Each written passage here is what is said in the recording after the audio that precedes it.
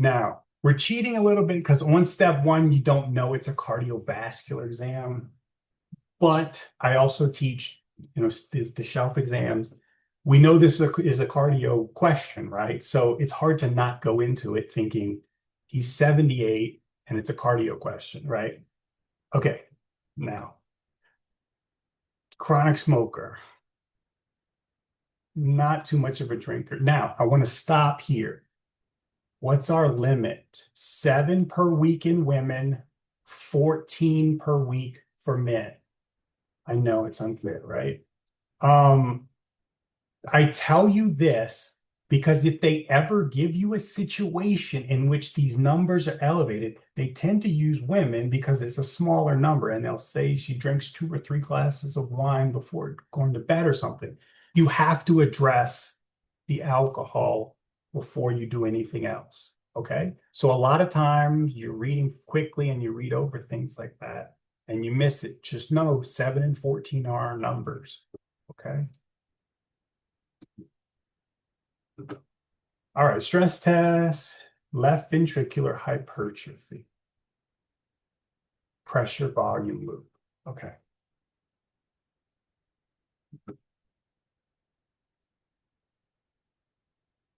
Really not fair. I told you, my friend had written these questions a while back.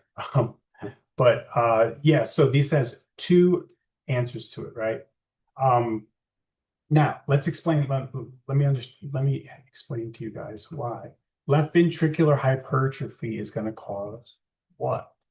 A very stiff ventricle, right? The left ventricular hypertrophy. Do they give you any other information that's kind of helpful? No. Okay. So this is very much a term one style question. They don't give you much. They just tell you left ventricular hypertrophy. Well, that's going to cause a diastolic dysfunction, right? If you have left ventricular hypertrophy, then if your left ventricle is normally this big, if it hypertrophies, then it's this big and all this is muscle, right? It hypertrophied and then you only have this area left. What does that mean? If you have a stiff cavity, it is not going to be compliant. It is not going to stretch out. Compliance means stretch. Is it compliant? No, it's really muscular. It's stiff. Decreased left ventricular end diastolic volume. That's the definition of it. It is literally a very little cavity. Now you can compare this to patients that have a systolic dysfunction, where they have a dilated ventricle. This is floppy, floppy, right? So systolic means pump. So if you have a floppy pump, you have a systolic dysfunction. Now, if you have a dilated cavity, then you have increased compliance. Is that what we're talking about? No, we're not talking about this. We're talking about this man for the last 35 years has had high blood pressure, and now his left ventricle is very, very muscular, right? Tell me this, is the ejection fraction going to stay the same or go down? This is the question on the exam. This is for, yeah. Is the ejection fraction, what does it do?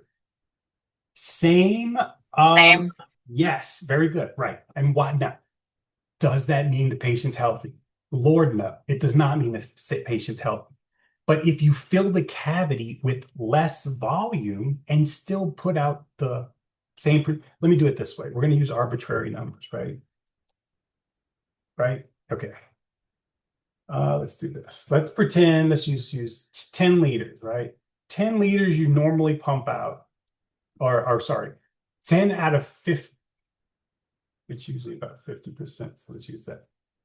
10 of the 20 liters, I know that's way off number wise, but it helps you think about it, equals 50%. We say a good ejection fraction is about 55 and above. 55 is your number. That's your hard cutoff. Anything under 55 is problematic. Okay. It's usually like 70 to 55. 55 is your number. Let's assume we're at 50. Now let's use this heart instead. Now we can only fill 5 liters, or sorry, we can only fill 10 liters and pump out 5, right? Our ejection fraction is still 50%, right? but it's 50% of a much less volume. Okay, that's the teaching point here. Okay, now the other side of the spectrum is this systolic pump dysfunction, the dilated ventricle, right? Floppy. When you think of this dilated, I want you to think floppy, because when you think floppy, you think the pump doesn't work well. So I have to tell myself it's floppy. Otherwise, I get a lot of these words mixed up. Okay, so it's big and floppy and it doesn't pump well. Well, it can hold more volume. Now I can hold, 30 liters, but it's all floppy and I'm only getting out like 7 liters, right? Okay, so now you see in this situation with the dilated ventricle, systolic dysfunction, right? Floppy, you get a decreased ejection fraction. Okay. Now, in real life, these happen concurrently. You get dilation and hypertrophy, and it's all complicated. But for you guys, it's one or the other. Okay? So that ejection fraction is a big deal.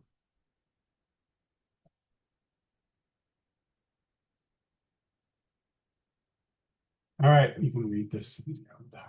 All right. Now, again, too young to have heart problems. What the hell? Dies while jogging? Immediately stop right here. I want you to have a preemptive diagnosis. Hypertrophic cardiomyopathy. What else do you think? I don't know. It has to be that, right? Okay, cool. But it's important that you stop at points so that when you continue reading, you have a general understanding of what you're thinking, right? So I know it's easy when you do a lot of questions to read the whole thing and be like, I don't even know what I read. But if you make yourself make diagnoses along the way, then it helps you with the process. I go as far as trying to think about the actual person walking into my office. I literally think about it because when they say words like severe, I think in my office, the person telling me I'm in severe pain. If you're just reading these questions, words like that kind of go, like, oh, send them home. It's like, yo, did you read the word severe? He's in severe pain. You cannot send them home. But sometimes things like, so it helps to kind of picture everything and slow yourself down if you have to. But I like to make, preemptive diagnoses as I go. That way, I have something to work with. By the time I get to the end here, I want to have an answer. The goal is to have an answer before you get here, right? Ideally, at least a diagnosis. When I do this privately, the first question is always, what's the diagnosis? And then we move on. Okay, so this is clearly hypertrophic cardiomyopathy. Then the difficult question is, well, what does that even involve? Sedative myosin heavy chains. This is a step 1 question, not step 2. So, but you need to know that for your exam. All right. Okay. Love you for giving me this. Thanks a lot. Game over, right? This is AFib. AFib. Irregular. Everybody knows it. No organized B waves. Step 1, they'll never give you this in step 2. All right. Here's the fun fact. Narrow QRS means it is not in the ventricle. It is not originating in the ventricle. If they give you a question with a wide QRS, that means it's in the ventricle. It's originating in the ventricle. I'm playing a black and white game. There are caveats. This is what you need to know. If you have a wide, the QRS is the ventricle, the electricity going through the ventricle. If you have a wide QRS, think some sort of ventricular problem. The fib gets wide, the VTAC gets wide, right? Okay, but one has regular R, VTAC has regular RRs, VFib doesn't. Okay, but wide QRS, as soon as they say narrow, I know it's at least the interventricular, the septum and above. Okay, the septum and above. But if it's originating in the ventricle, you're going to get a wide QRS. Okay, so that's a good point to know. Now we have this narrow QRS. So what is going to be determining now? What usually determines it? The SA node, right? Oops, SA node, right? Boom, boom, boom, boom, boom, boom. Yeah, The SA node fires to the ventricular AV node and then fires through. What happens if I have AFib and I have a bunch of these foci that are shooting, that are firing all at the same, like similar times? Is all hitting this node at the same time. That's what AFib's doing. Well, what is going to determine what this node does and how it impulses how it sends the impulse through the ventricle? What's going to determine that is its refractory period. The AV node refractory period. Now, let me tell you again, what usually happens is SA node hits the AV node right through. SA node is the main factor that's determining your heart rate. But if I'm hitting it with 10 impulses simultaneously, then this junction, the AV junction, that has to determine how many pulses are going to go through. It's just determined at the refractory period. How long does it have to wait between it sends these crazy signals that are coming through? Okay, good. Remember, well, this is more of a step 2 thing, but these people need to be on aspirin and blood thinners, right? Because you don't, AFib is a big thing for sending clots, right? Okay, we good? All right. Right. So in AFib, it comes down to the refractory period of the AV node. Okay. Narrow QRS, we're in the atrium.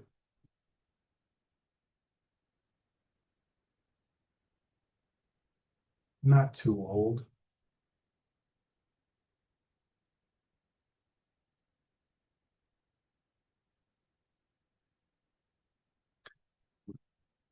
Okay. It's not good. That's not good. That's not good. Fine, whatever. Okay, what you want to do? That's not, they don't really use this too much anymore, but it's a good testing question, right? Okay, cellular event. Okay, what is the most common cause of right heart failure? Left heart failure, right? Does that make sense? The most common cause of right heart failure is pre-existing left heart failure. The left side feeds back into the lungs, which feeds back into the right heart, which causes stress on the right heart. Right heart fails, and then you get peripheral edema, right? So he has, this indicates, if we're talking about heart failure, this indicates left heart failure. Left heart went to the lungs. Okay, sucks. But this is much worse. That means the backup in the lungs caused problems in the right heart. And now you have blood stuck in the jugular vein and you have edema forming, right? So it's backing up into the peripheral system. Okay, now let's talk about the digoxin for a second. This is a 2-step question, initial event. So let's go to the final event. What do we ultimately want to do with the digoxin? We want to increase the intracellular calcium. This trips people up. I just like to go backwards with this one, the way digoxin works. If I want intracellular calcium, okay, that's my whole goal because it's an ionotrope, right? It's going to make the heart beat the more calcium we have, right? Okay. I don't think if I spelled that. Inotrope, ionotrope, something like that. Okay, but the point is we want to get calcium in the cell. Now, this is what they have. They have a sodium potassium pump, and then they have a sodium calcium pump. All right, the way the digoxin works is it turns this off. What is the job? The job is to get sodium out and get potassium in.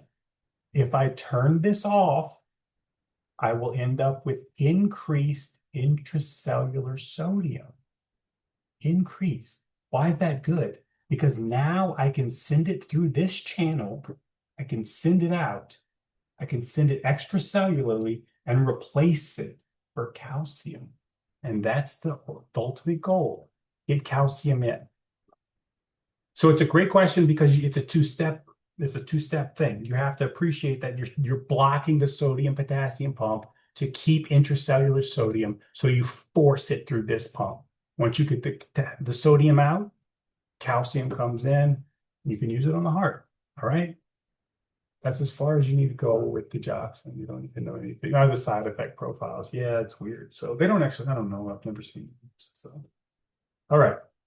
Does this make sense? That's the first part. That's what we're actually doing with the drug. We're blocking the sodium efflux from the cell. All right. Okay. So now let's talk about this. Now, again, giveaway, right? Because we know we're doing cardio. We're cheating.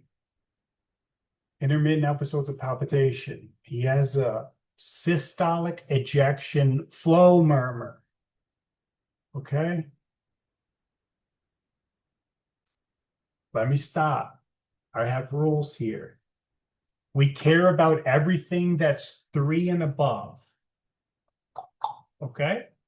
We care about the word holosystolic, and we care about the word diastolic. Let me tell you again. 3 out of 6, we care about holo, not just cis, but holosystolic, and all diastolic. That doesn't mean that everything else doesn't matter. It's just this is kind of what the consensus is where you need to care. Okay? So these are the words you need to look for. Now, it is along the left sternal border. Here's the kicker, and this is why I put this on here. This is what you highlight right here. Now, the intensity decreases when the patient goes from standing to squatting. Let's back up. When the patient squats, is that going to increase the preload or decrease? So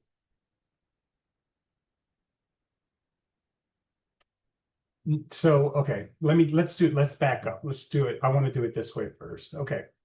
We want to do the valvular murmurs. Let's do valvular murmurs first. Okay, so don't think we're going to do this question.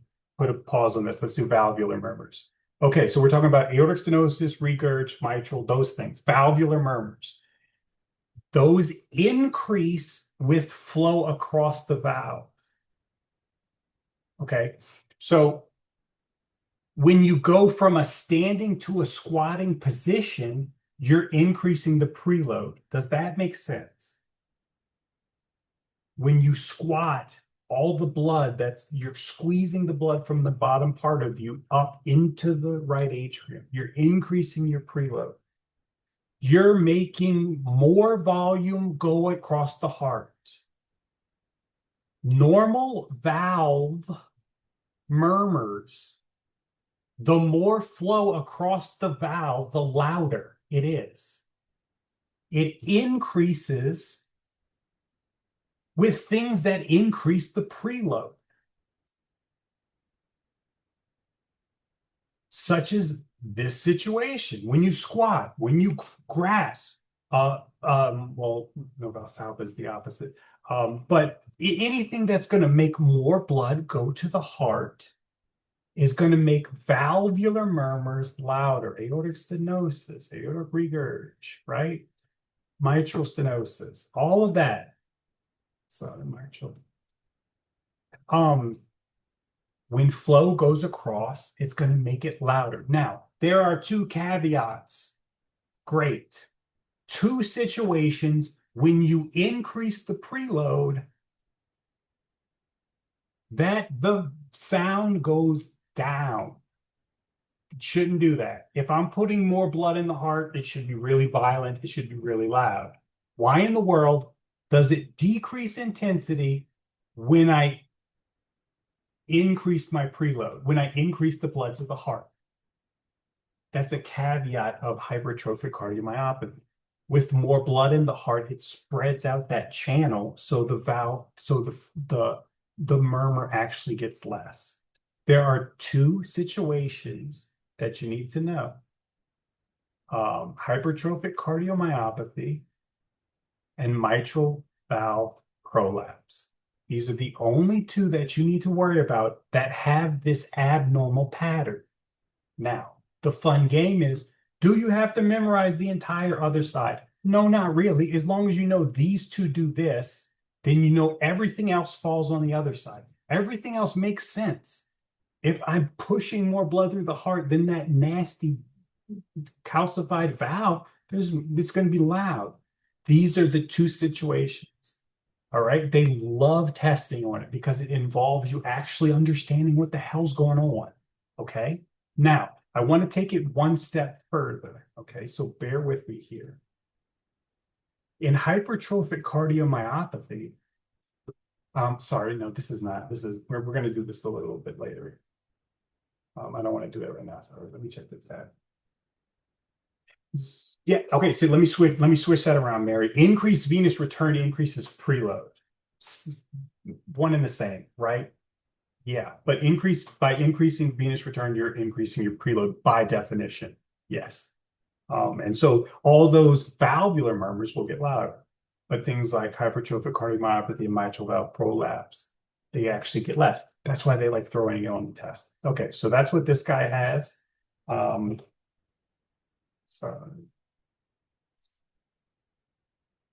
of course, that autosomal dominant. Step one things, unfortunately, we're going to do a class on genetics, but what was I forget? I had those mnemonics for the man of Ham, all that stuff. It's so, but you got to know what you're going to have to know which one of the which ones fall into which category. Remember, typically structural problems fall into autosomal dominant category. Things like hypertrophic cardiomyopathy, enzymatic issues tend to be autosomal recessive, stuff like PKU, whatnot. Boys get the X-linked recessive stuff, Duchenne's and whatnot.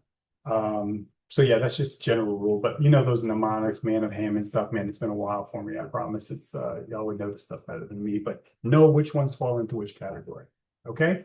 This is very important. Make sure you can teach this to someone else. I don't care if they're in medicine or not.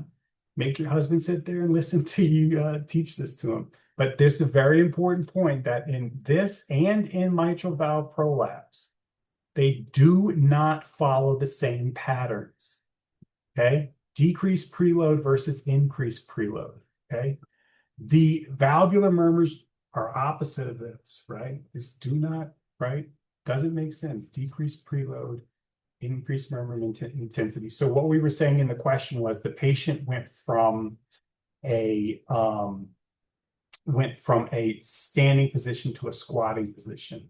So not only did you increase the preload, you increased the afterload too. But you see that weird thing, it decreases murmur intensity. Okay. Easy points. Those are the only two that do that. Okay. What's going on here? Ugh. All right. So we're going from solid to dashed. Okay. So what are we looking at here? What does this represent? This has been a while, huh? This is like term one stuff. It's been a while for you guys. This line down here, do y'all remember? Yeah, the end diastolic volume. Very good. End diastolic volume on this side. Yep. So pay attention because it'll trip you up if you, and I know it's been a while. So this was our original end systolic volume. We used this equation earlier. And the difference, EDV minus ESV equals our stroke volume. Now, what we did, understand what we did. The end systolic volume is, let's say, 10 here. That means after I pumped as hard as I could, 10, let's just use arbitrary numbers, 10 liters was left in the heart. Arbitrary, okay? After I pumped. End diastolic is right when I'm the most full. End systolic is when I'm the most empty or the most contracted. Now it went from 10. Now I moved it down the x-axis. So it's at like 5 now. So what am I saying? I'm saying that I squeezed harder. Make that make sense to you. The reason the in systolic volume is less is because I squeezed harder. Okay. Now the equation is very simple. EDV minus ESV is going to be your overall stroke volume. But see, so increased as a result of this. Okay, your in systolic volume is not increased; it's decreased. You pumped more out, more stroke volume. So it's one of those things. You just have to go back and just review. Okay, but by all means, this is fair game for your exam. Okay. All right.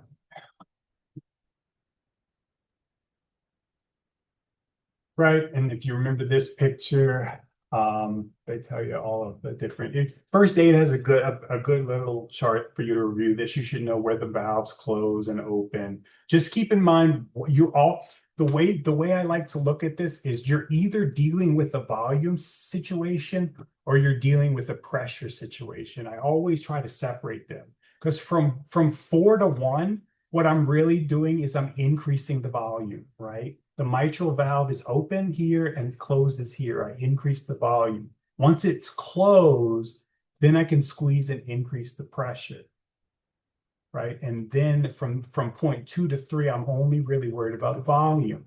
That means the aortic valve has to be open to let it out, okay? I covered this in my review on the YouTube review, so if you need to go back and look at that. These are for young.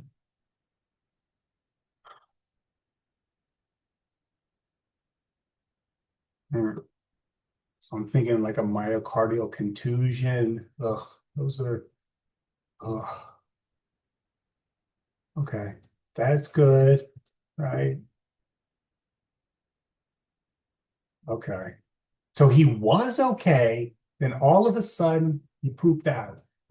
Uh-oh, became hypotensive, anxious and tachycardic, breathing a lot quickly.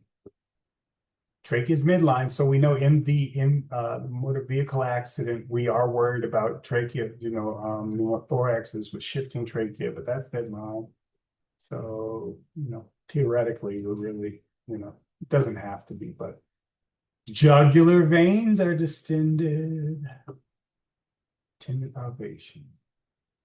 Vesicular breath sounds about bilaterally. So I gave you 2 of the 3. Wait, I really, what's better? Well, I need to tell you, I want to tell you this is a UWorld question, but I also want to tell you that their blood pressure is 100/6, not 55. Okay.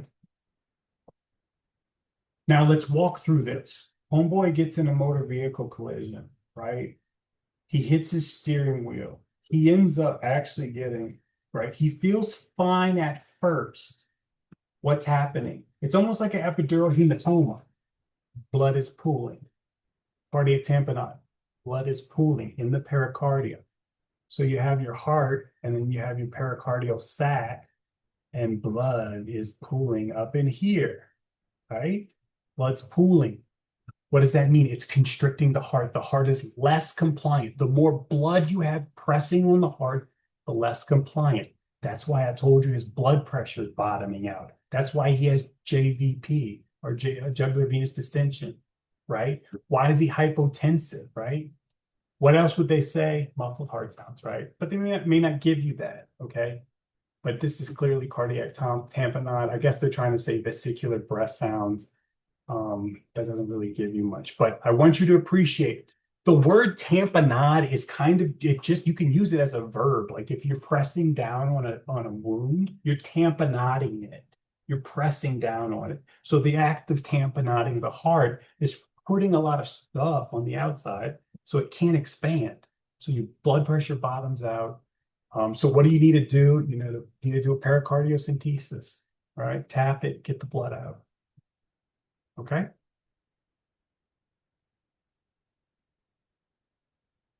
All right, let's see what's next. They love this cardiac tamponade. They might give you the triad, they might not. Okay, they might not. All right. Ulcus paradoxus. All right. So the reason, um, let's now if I explain this to you, then you won't forget it. There's a reason this happens. When you take a deep breath in, you're increasing intrathoracic pressure. Well, what is the tamponading doing?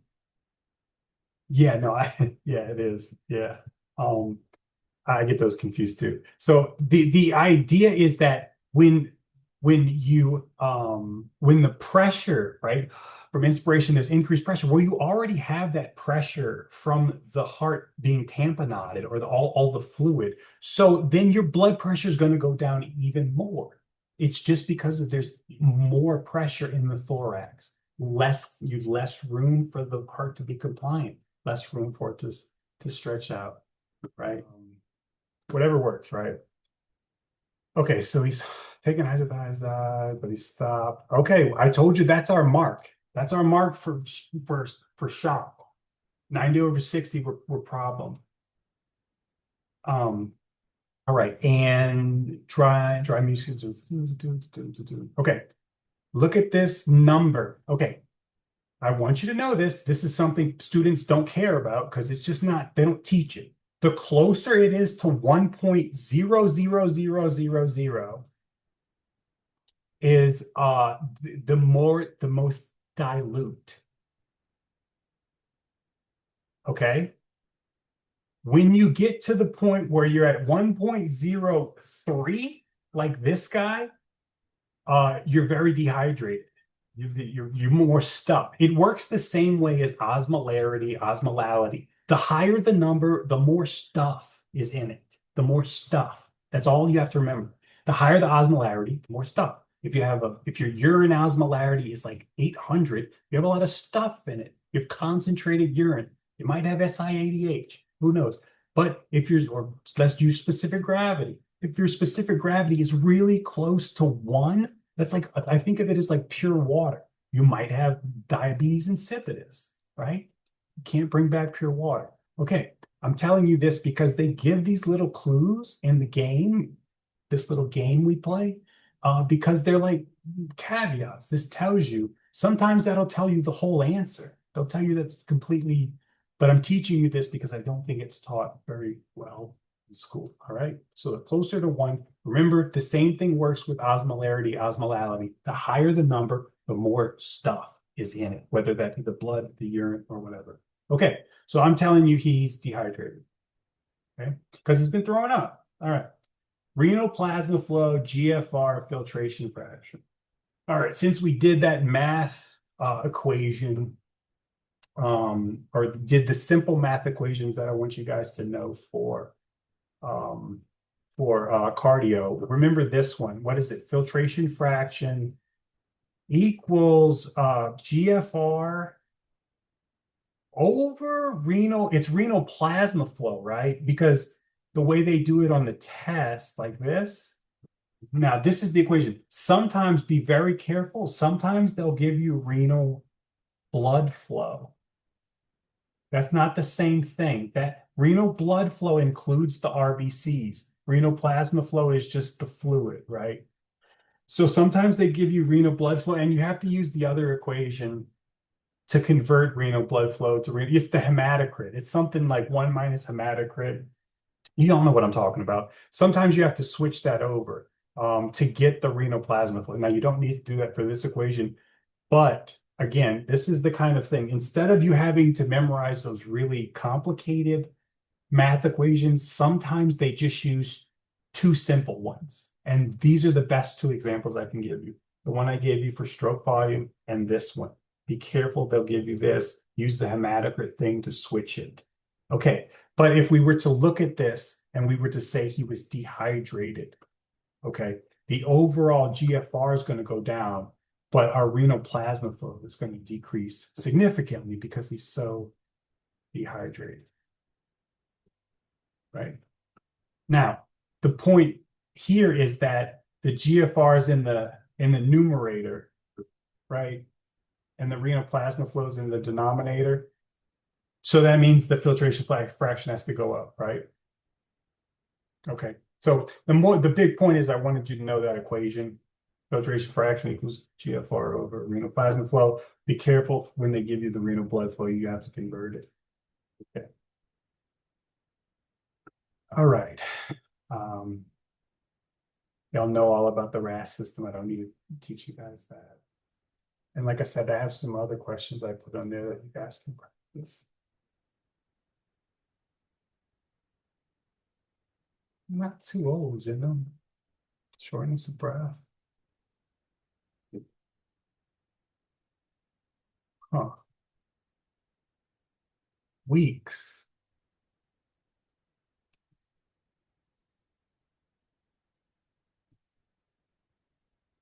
We're good here. We're good here. Uh-oh, spaghetti. What does the pulmonary capillary wedge pressure measure? Pulmonary capillary wedge pressure. What does it measure? The pressure in the left atrium. Okay? Left atrium. Yeah, very good. Now, when you think about increased left atrial pressures, think about it. You're going to increase the pressure in the left atrium. Look at that. You're making the valve very small. You're trying to blow through a very narrow straw. It's stenosed. So of course, you're going to get increased pressures in the left atrium, going to back up, okay? So as long as you know that pulmonary capillary wedge pressure is measuring the left atrium, if it's supposed to go to the left ventricle and you have mitral stenosis, it's going to, that's very small to go through. It's going to increase this pressure in the left atrium. So you get increased pulmonary capillary wedge pressure. Okay, so that's the key thing to remember there.